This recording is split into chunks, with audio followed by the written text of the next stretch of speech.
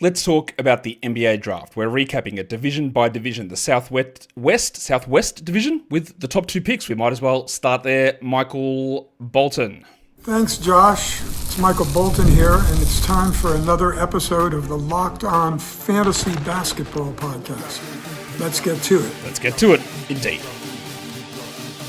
You are Locked On Fantasy, your daily NBA fantasy podcast. Part of the Locked On Podcast Network. Your team every day. Hello and welcome to the Locked On Fantasy Basketball Podcast, brought to you by Basketball Monster. My name is Josh Lloyd, and I'm a horse girl. I'm also the lead fantasy analyst at basketballmonster.com, and today's episode is brought to you by FanDuel. Right now, new customers get $150 in bonus bets when your first $5 bet wins. Thank you for making Locked On Fantasy Basketball your first listen every day. We are free. We are available on all platforms. So hit a thumb, double bang, leave a comment. I am recording this show in advance, as I said. I know the NBA draft was a week and like a few days ago, but I don't imagine a huge amount has changed now, but I am recording this June the 30th. So I'm just going over each draft pick here. I think it's interesting content that you can listen to at your leisure, talking about these players. We've done the Dynasty rookie ranks already, just going through my value of it, my overall grade on the draft class, just in preparation for Summer League, which is starting at the end of this week. Yeah, starting at the end of this week, and you'll have all these shows out before that begins as well, because I am currently traveling and not at home, so this is a pre-recorded show, so apologies if something has gone down that I am not aware of. We are looking at the Southwest Division in the NBA, talking about those five teams, and like I said, I think we saw this last season, where the Southeast Division had just, what do they have? They'd pick one, pick two, who else did they have? Who was pick three? No, that was the Hornets. Hawks and Wizards 1 and 2 in the Southwest, in the Southeast this season. Dallas and San Antonio, both in the Southwest, having pick 1 and 2. So we've had picks 1 and 2 going to the same division 2 years in a row. That's interesting. Is it? Maybe not. All right, what I'm going to talk about, again, draft grades are a weird thing to give out. Obviously, we see how this all plays out. I base it on a few things. On the quality that I view the player and that others view the player. The value of where they picked that player. And then there's increasing value placed on what I think and what others think is getting it right at the top of the draft versus what you do towards the bottom end of the draft. And there's a fit component in there as well, right? So in the end, it's just all for fun. Let's give an incomplete grade on every team, yeah, because we don't know. That's not fun. We're just giving opinions on how these draft classes play out. And I sort of wrestled back and forward quite a bit on this one as well. Because when you're talking about like Dallas, which is where we're going to start here, like, do you give them a great grade because they didn't make any sort of exciting pick? They didn't do anything to get them into this position. By exciting pick, I mean they didn't like, wow, what a great value pick. They took Flagg at number 1. Just the most obvious pick of all time to take him there. They got pick number 1. Cool, good for them. And that's it. They didn't have another draft pick. In the end, I am going to give them an A+ in my scale here. Because again, getting Flagg could be literally a franchise, not even changing, maybe saving moment after the idiocy of the Luka deal. Now, I'm not going to put it past Nico Harrison to do something stupid after that. What I have also realized, and I will change this for the other divisions that I do, is I probably should have put the pick numbers next to the players up on that. So if you are watching on the screen, you can see the pick number. So I do apologize about that. But obviously, Flagg was picked number 1 overall. We've talked at length about his dynasty value. He's going to be a top 50 redraft guy. I'm very certain that's where he'll be drafted. I think he's got a shot at top 25 as a rookie. He's ridiculously good. He's going to play a bunch of different positions. He's going to contribute right across the board. His usage and scoring and shooting all improved so much in college, which is one of the issues with his game heading into college. So if you didn't watch some of his stuff in college and just saw some of the stuff prior, and I don't think anyone was like that, he did change a lot. The usage and the scoring and the shooting all improved dramatically through college, which is pretty scary given those sort of improvements that happened when he knew he had to focus on them. So let's see where we go from here. The other picks they made, and I'm trying to include as much information as I know at this point as I'm recording here on June the 30th, as to who else the Mavericks signed or put onto their Summer League roster. I love their 2 picks for two-way guys. And this is part of the reason why it gives them an A+. Not that it's the overriding factor, of course, but getting Ryan Nembhard on a two-way, who I had like early second round, 34, I think I had him overall. And he was very much mocked in the second round of nearly every draft. And then Miles Kelly, wing out of Auburn.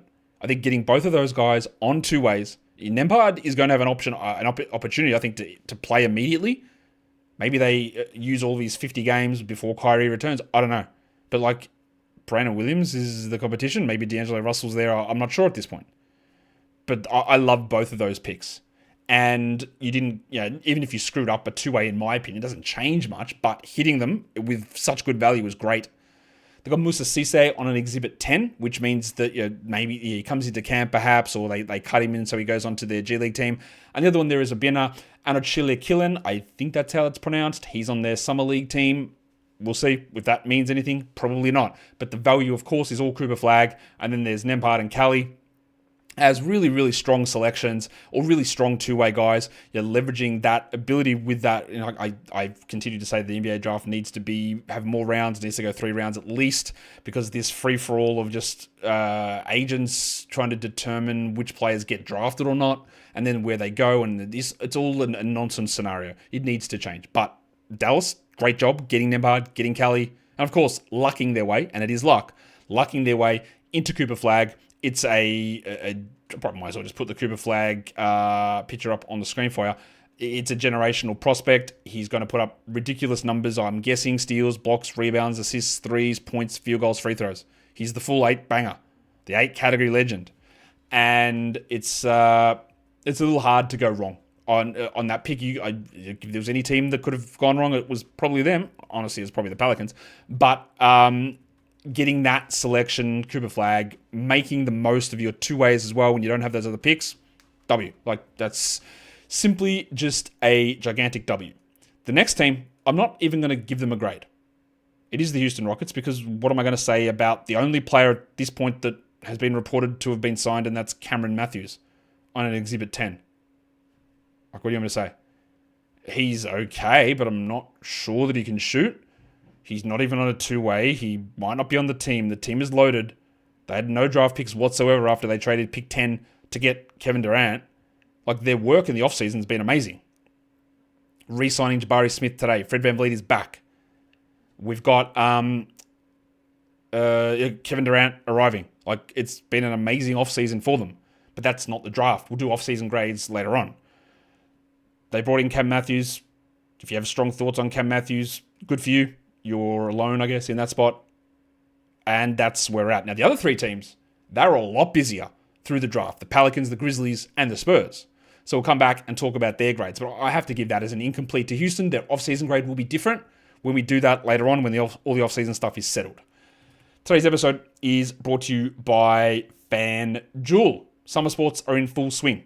Baseball games, soccer games, NASCAR, WNBA, golf. It is all there, and FanDuel is right there with you, because you're already following that action. So why don't you put some of your knowledge and your interest to the test, instead of your mates who are going against sunburn at the beach, idiots. You could be there with FanDuel, with the app open, live betting, same game parlays, watching your favorite sports. It's easy to use, it's fast to pay out, and it is a great way to show that knowledge off and get involved in a bunch of different sports. If you are new to FanDuel, new customers can bet just $5 and get $150 in bonus bets if your first bet wins.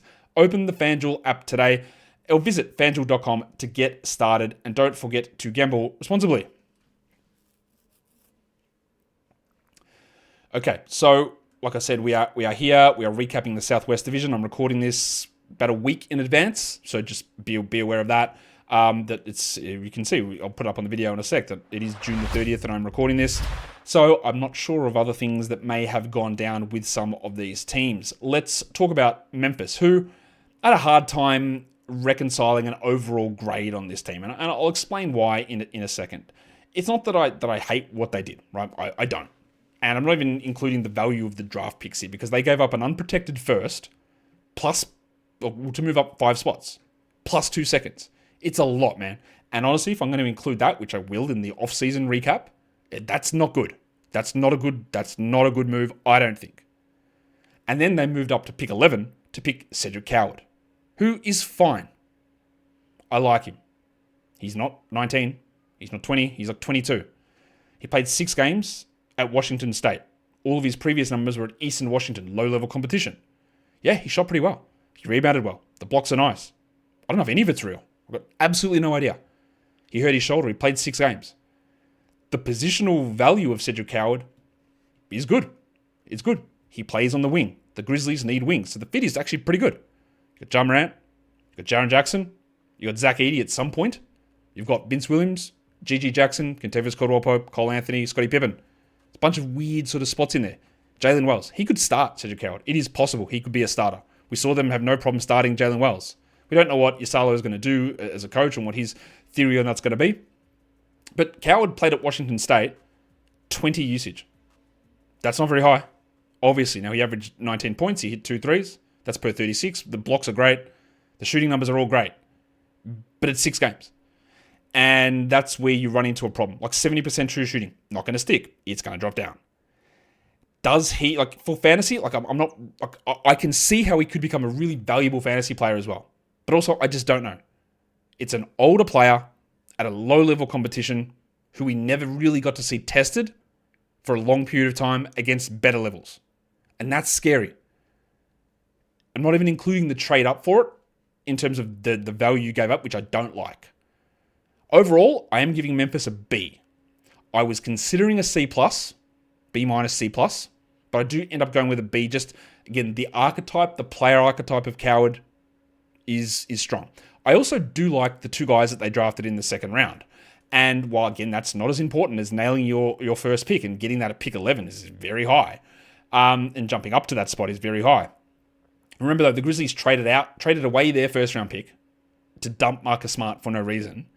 And then what they had to do to get this pick is give up Desmond Bane, the return from Desmond Bane, which is pick 16, and a future first-round pick. So they gave up Desmond Bane, a future first, and 2 seconds to get Cedric Howard, Kentavious Caldwell-Pope, and Cole Anthony. And the first-round pick from last season to dump Marcus Smart. It's really bad business. I like what they did in the second round, though. Javon Small at pick number 48. Again, a little bit of an older player. He's 6'2", but he's a very, very strong defender. And the same goes with Jemai Mashak. I think I'm pronouncing that correctly. Now, Mashak was the final pick in the draft. He's a 6'4" wing. Again, 7.7 points per game is really quite bad. And that's per 36 minutes. That's incredibly low. But good steal numbers, good block numbers, just providing defensive players around Coward, Morant, Jackson. GG Jackson even as well.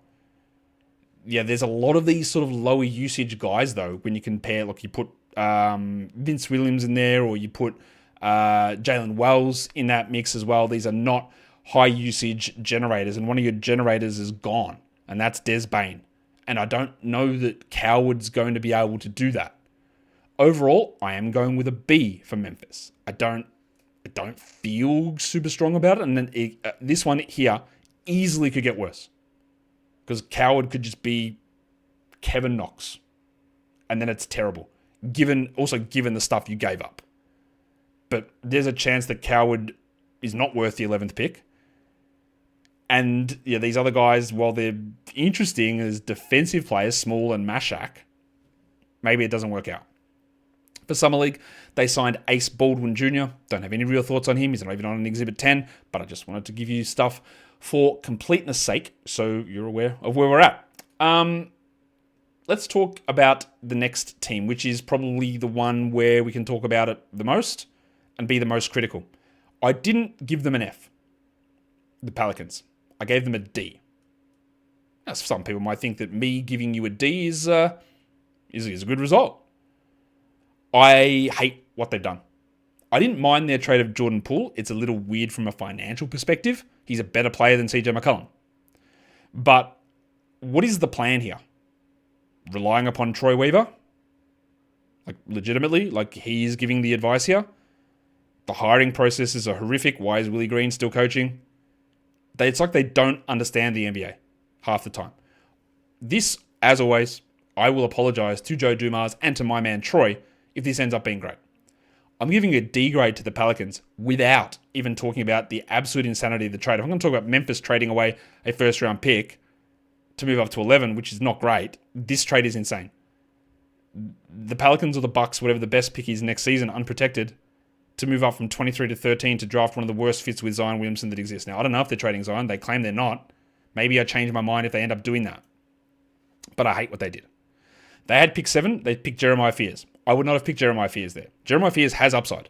He is an elite ball handler. He is incredibly young. He reclassified into this class. I don't think he can shoot. And I'm not sure he ever will be. He's small. His defense is bad. His passing is fine. His driving is great. I think he's going to be terrible early on. Like, terrible. And they've got DeJounte Murray there already, and they just traded for Jordan Poole. So again, what is the plan? So they picked Fears at 7. They picked Derek Queen at 13. Derek Queen, in isolation, really strong scorer, unbelievably good footwork, strong rebounder, can't shoot, can't defend, can't jump.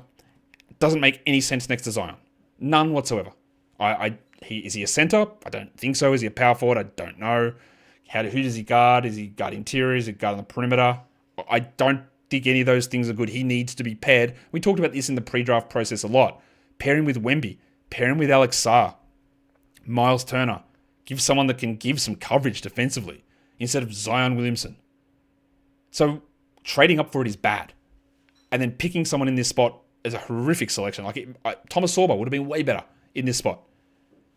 Now, it's a large bet that Queen is going to be awesome. I don't think he will be, but he could be. I just hate all of the thought process, not only behind the trade, which I'm not even including here. Just the picks of Fears and Queen were two guys that I didn't love just as general prospects, and especially not on this team. I hate both of those. Micah Peavy was their pick in the second round. That's fine. I'm going to put some of the stats up there for Fears and Queen as well so you can see it. Peavy was drafted at pick 40 in the selection that came in the Jordan Poole deal. So they got Jordan Poole in pick 40. So that's a great deal from Joe Dumars in terms of getting that value back. The Wizards cleared cap space. The Pelicans, that's what I mean. Like they're tying up their future cap sheet to try and go, I guess, win soon or now, but then draft Fears and Queen, which doesn't make sense. Sacrifice a future pick. I don't get the point of all of that. So that's, again, it's just confusing messaging. Getting that pick 40 was strong. It's good little, just add something in on the trade. Good for you. But what else is actually going on with this team? So PV's fine. At pick 40, he's a wing, he's 6'7", great. Older player, very good steal rate, good defensive guy. Could he be a Herb Jonesy type of player? Well, they bloody hope so, because at the moment, Jones is the only actual real defender on this team outside of old mate Jose Alvarado. But no guarantee PV is going to be able to play or defend or be good enough on offense to actually get out there to show that he can defend. I hate the pick of Hunter Dickinson. Hunter Dickinson is tall. He's 7'2". I don't think he's an NBA player. Much like Derek Queen, who is good mates with Troy Weaver's son, Hunter Dickinson is from the DMV, where Troy Weaver is from. Now, is that coincidence? I'm not going to give Troy Weaver the benefit of the doubt, Las Vegas resident. I'm not going to give him the benefit of the doubt. Dickinson played for a million years in college. I think he's 24. He's big. He's a rebounding sort of guy, but he's like a worse Luka Garza, I guess. I don't even know if that's a great comp for him, but that's sort of what he feels like. Someone that put up numbers in college that just doesn't feel like there's any way that it works in the NBA. So what's the point? Why, if he was on a summer league deal, wouldn't care. Exhibit 10, whatever. A two-way deal is actually a vital roster spot. So why has he got one? The pick that I actually do like, and again, it doesn't matter, but it's Chase Hunter on an Exhibit 10. I think he's not a bad player. That's not bad decision-making at that spot. But I don't like the rest. I do give them a D. Could have been a D-, could have been an F. But I don't hate, like, Fears has got the upside, so there's a benefit there. Queen in a vacuum is solid enough. I don't mind the spot where he went. There couldn't have been a worse team for me of where he could have gone to in that position. We've got one team left. And it's the team that picked number 2 overall in this draft after picking number 4 in the draft last season. You know who it is, of course, it's them. It's the San Antonio Spurs. They came away with a really strong draft. Universally lauded, I would say, would be their draft. I'm going to laud it, but I'm not going to put it at the same level that others are. Dylan Harper at 2 is, to me, the no-brainer decision. You get credit for it, but you don't get gigantic credit. You made the right choice. It's a great pick. The fit stuff gets a little iffier. I think that Harper definitely should have been selected. I don't care that Steph Castle is there. I actually don't care that De'Aaron Fox is there. Harper is shooting. We've got to see how it works. But if there's anyone that I'm getting rid of, it's Castle. I don't care about that. I don't care that he's there. He's not someone good enough that I don't draft over him. So Harper, to me, the right selection. 100% the correct decision to take Dylan Harper there. But you can't fully ignore that there are concerns with the shot. The shot looks off at times. It's a little weird. The numbers, the percentages aren't great coming out of Rutgers. They're okay, but they're not great. Like 33% is not great. 48 from the field and 75 from the line. Like they're okay. I think there's room to improve that. I love his rebounding. I love his steals. I love his assists. His steal rate is good. I think he can be a better defender. I think he's going to be a unbelievably good player in this team. He's incredibly young. But it's not an absolute, there is no risk here whatsoever. There is a chance that the shot just is never there. And the size that he's got is good, but it's not big enough to be considered a big point guard, so those advantages aren't conveyed as well as you would hope. So, we'll see. Overall, I did give them an A-, like I said. But the next one is Carter Bryant, which, again, love the positional ability here. But I'm not also going to sit here and tell you that I believe that Carter Bryant's a great shooter. There's no guarantee that Carter Bryant ends up better than Devin Vassell as a player, or Jeremy Sohan, or honestly, even Stephon Castle. He shot well, 37% from 3, hit 2 threes a game. Steals and block numbers are fantastic. I love that. He's young. He had 16 usage. He is a nice plug-and-play guy. But what if the shot isn't real? Then how does it work with everybody else? Where does he fit in here? That's my only issue with Carter Bryant, is that he's a low-usage guy. They don't need that necessarily. Harper, Fox, Wemby, that's all good. Plug and play is good. Defensively, I think he'll be fine, but it doesn't always work that way. But Isaac Okoro is someone who's a pretty good defender. He just can't shoot. And Bryant is someone I think is going to be a better shooter, and he's bigger. And that's all an advantage. I like the pick of Bryant. I'm not going to, like with Dylan Harper, though, I'm not going to sit here and tell you that I think that it's absolutely perfect and without flaws. A low-usage wing with some shooting concerns, I'm not going to just immediately tell you that it's awesome. It's good, but it's not going to just blow everybody away. There are 3 Summer League guys, Jackson Money, Cam Carter, and Chibuzo Agbo. No specific thoughts. Money I did have on my top 100 big board, so yeah, something there, but that's realistically about it. And that is your Southwest Division recap. We'll be doing the rest of them this week, the rest of the divisions, just to give you an idea of how I thought. Obviously, the Mavs, the Spurs, they did really well. The Grizzlies, pretty good. The Pelicans, dreadful. And the Rockets, they didn't do anything, so not much to talk about. Hit the subscribe button as I record all these shows. Again, sorry if stuff that I've said is out of date. I am recording this stuff in advance. Guys, we are done here. Thank you so much for listening, everyone. See ya.